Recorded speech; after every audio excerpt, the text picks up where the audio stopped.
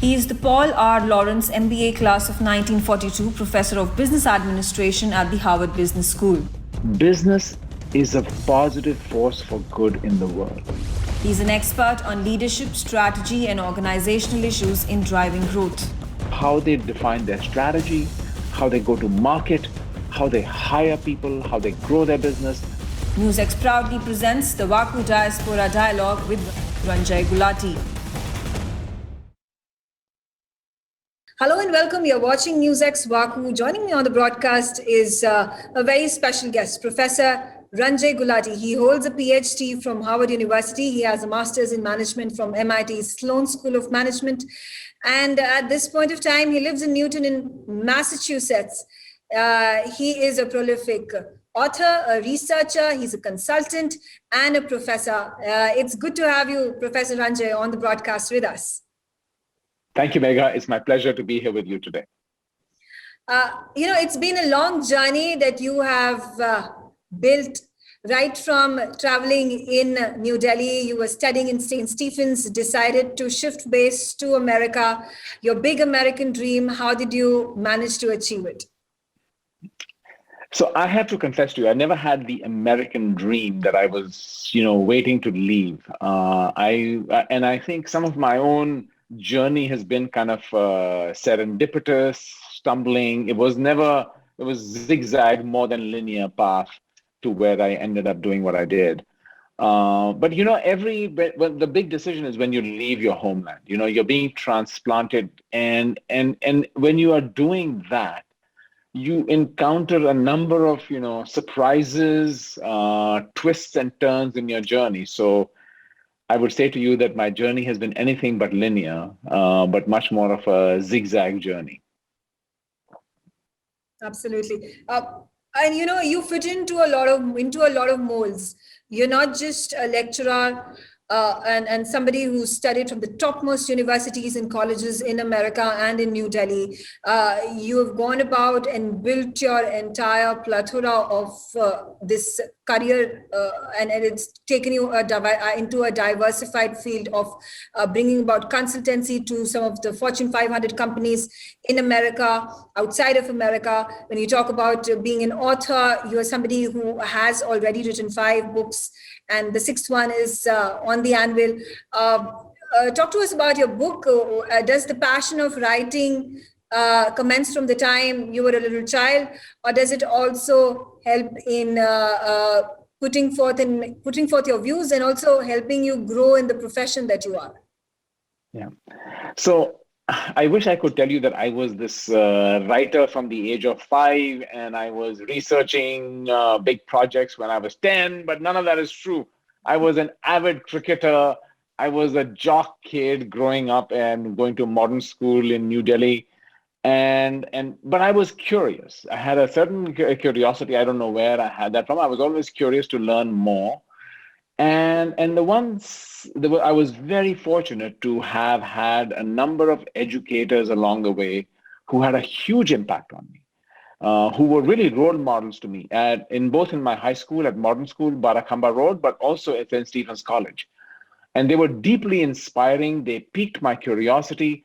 And the one thing they animated me, and I had amazingly great professors at MIT and at Harvard Business School.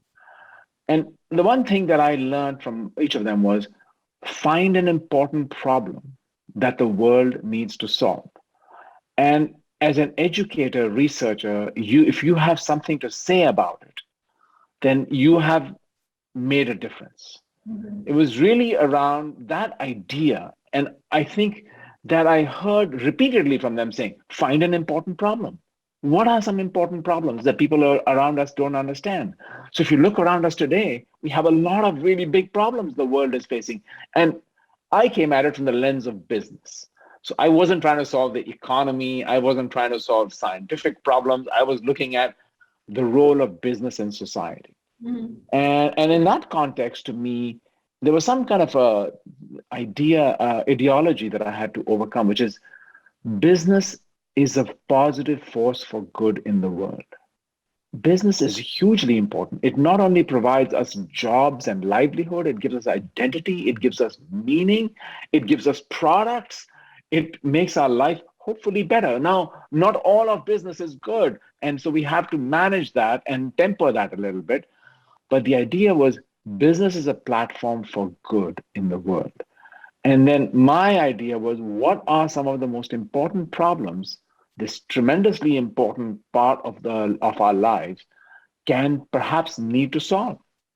And that was the journey for me to, and so when you ask how am I doing different things, so, and these are synergistic things. So at Harvard Business School we always say they're synergistic. You find an important problem, you study it, you teach it, you learn from your students also. So there's a lot of two-way flow. You go and interview business professionals, leaders, you learn from them, because in many instances they are some of them are way further along. So all these things kind of feed, and then you try to crystallize and tell their story. So there's a lot of synergy across all these very disparate things that you're describing. Right, absolutely. And your new book is on the anvil. If you could share some insight into what is it all about. Obviously, it's about team building and management lessons in business.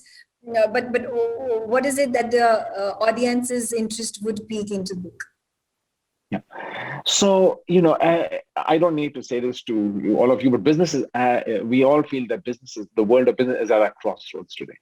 There are so many problems. Trust in business is declined dramatically. Backlash building around what has business done about the environment, about inequality, and a whole range of other pressing issues. And that business has maybe overcorrected towards saying we only exist to serve our shareholders. And that was never the original intent. Businesses do exist to serve shareholders. Shareholders need to be compensated for their taking risk and investing their capital. But it also exists in society, right? Society gives them a license to operate.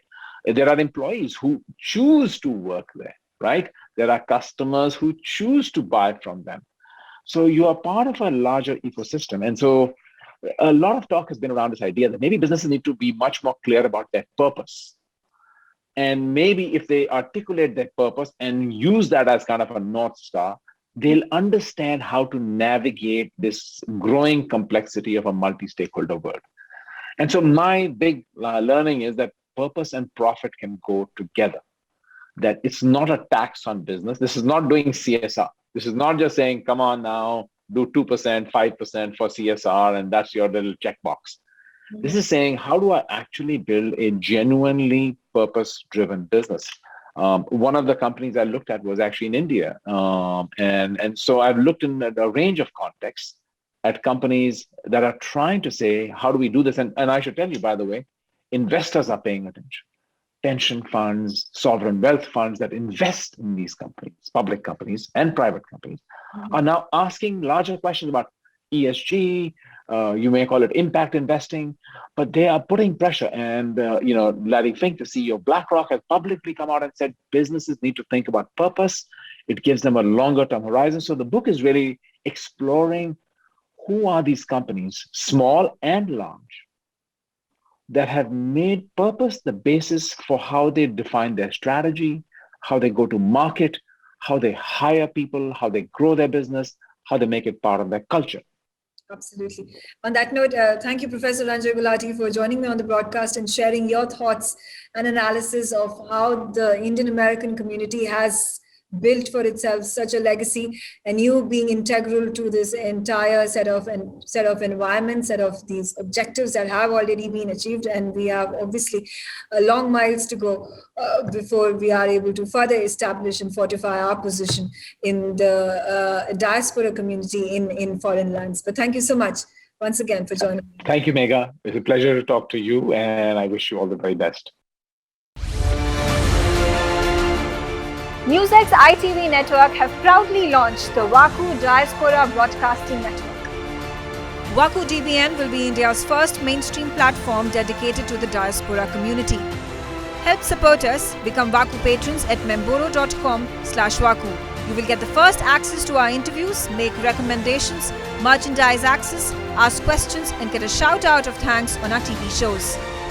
You can also suggest to us who should get the VaKu Golden Chakra Awards, and also tell us who should get into the VaKu Hall of Fame. Limited memberships are available at 100 rupees per month on Memboro VaKu. Sign up now. Log on to memboro.com/vaku.